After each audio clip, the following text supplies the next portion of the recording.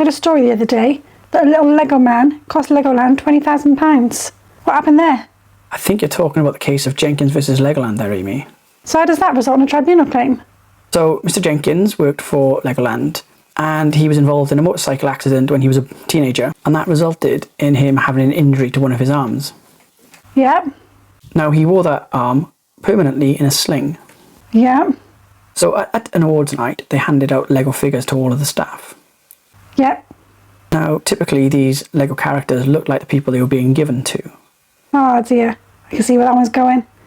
And they were also depicted based on what the jobs people did. So, for example, the mechanic might have a spanner, the cook might have a frying pan. Yeah.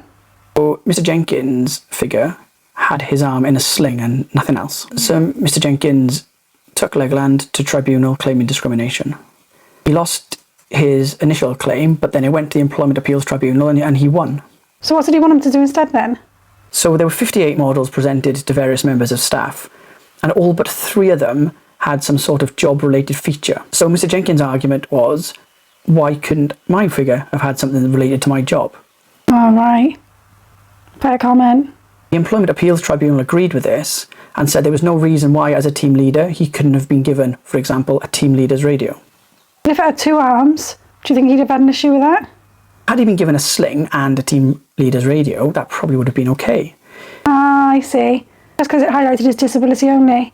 Yeah, so the only explanation of his depiction in a sling was that he was disabled and was being identified solely on the basis of his disability. Sounds like he was up in arms about it. So the Employment Appeals Tribunal decided that any reasonable person would conclude that he was subject to a detriment by being referenced purely by his disability in the award ceremony.